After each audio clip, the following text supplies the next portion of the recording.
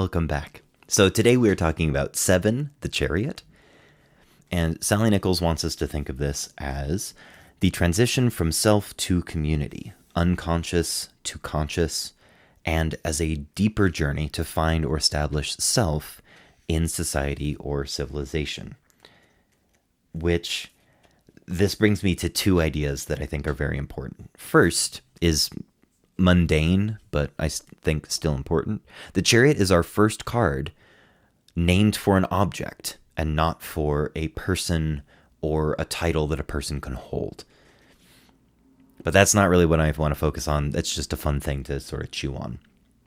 The second thing is that I think this card is one of the clearest representations of how previous cards influence the interpretation of other cards, which, let's break it down very, very quickly. 1 through 4 are essentially different aspects of our unconscious, whether that is in a personal unconscious sort of a way or in the Jungian concept of the collective unconscious that all humans have in common. 5 then represents looking out at other people and having that spark of self-understanding that allows you to see character traits and ideas that other people have and think that maybe you can have them as well. A little bit of self-awareness. Which leads you to 6, the Lover, where you start to construct your actual conscious understanding of yourself. And that leads us to 7, which is the next inevitable step, because we are none of us existing in a vacuum.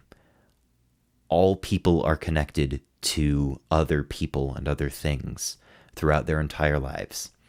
Whether we want to or not, whether we like those connections or not, they always exist.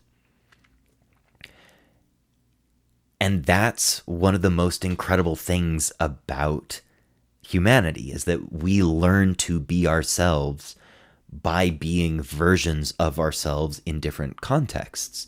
Whether that's trying to understand who you are in your family, in a small way, in a smaller community, your family, or your friends, because the person you are between your family and your friends is usually not the same person. Or if you want to go into a bigger community, like a neighborhood or a school, you're not the same person there, and you're trying to figure out who you are in these different contexts. And then you can get really big and start to think about a city or a state or a province or a country or the world or all of humanity. We try to find comfort in other people to also find comfort in ourselves. And I think that is a beautiful and fascinating thing. And that's essentially what the Jungian interpretation of 7, the Chariot is. But that's not what I really wanted to talk about. What I really wanted to talk about is this paragraph on page 147. And then I wrote a big old long note about it, and part of it I'm very proud of, so I might read a little bit of it. But mostly I just want to break down this paragraph. In myths and fairy tales, the central character is often represented as a young king or prince who functions as a guiding principle and savior for the collective group. It is often his task to slay a fierce dragon who had brought drought and famine to the land. Symbolically, such a hero king represents that impulse to a higher consciousness, which conquers the dragon-like inertia of the unconscious, restoring psychic equilibrium to the whole community. And this is going to sound a little odd, a little off the beaten path. But stories are the lifeblood of humanity. That's something that I didn't realize that I believed until I started teaching theater, because theater is all just stories, whether they're true stories or fictional stories. That's a whole nother set of videos to make. But that impulse is what has spawned pretty much all of the arts. That is the impetus for essentially all human connection. We've always just wanted to take experiences and be able to share them with other people in a way that they understand. Whether that's through visual art, whether that's through music, whether that's through acting out the story. All of our books, all of our TV, all of theater, all of film, video games, literature, it's all stories. That's, I think, one of the foundational aspects of humanity is this desire to tell stories. And because it is so foundational to our existence, it's important to be aware of how we interpret stories and how we construct stories. Because we have gotten to a point, I think, where enough people have started to, like, essentially become fed up with men because the patriarchy is so incredibly harmful to literally everyone. We see it often, most often, I would say, against women, and against non-gender conforming folks.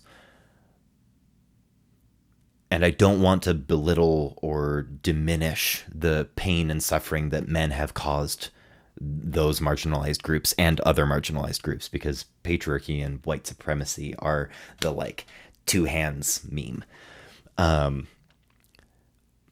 But it is important to realize, especially, and this is me talking to other men here, it is important to realize that there is just as much harm being done to you by the patriarchy than as is to anybody else. It is incredibly toxic to everybody.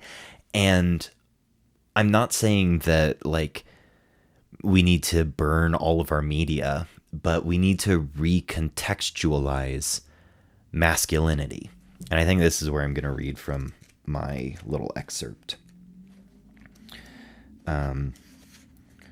Because I think if we take this story that Sallie Nichols gives us and tweak it a little bit, it could be less about the prescribed genders and their roles, and instead be a depiction of a modern hero. How we can bridge beyond the one-dimensional action hero to show a healthier masculinity, one where the dragon is patriarchy and the quest is to learn about the self by journeying through the caves of unconscious societal bias, seeking counsel from the convocation of intersectional feminists, and observing our own understanding through the mirror of internal reflection. The famine and drought is this pervasive toxic masculinity, and slaying the dragon is actually just learning accountability and expanding beyond the false construction of masculine as dominant, cold, and machismo.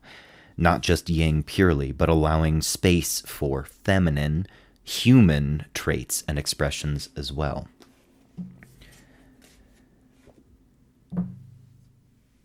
Hopefully that makes sense.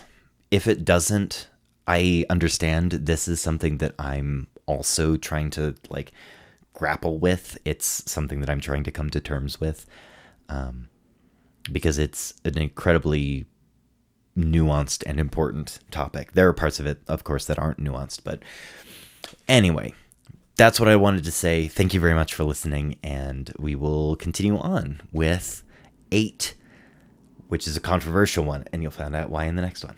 Okay, love you, bye!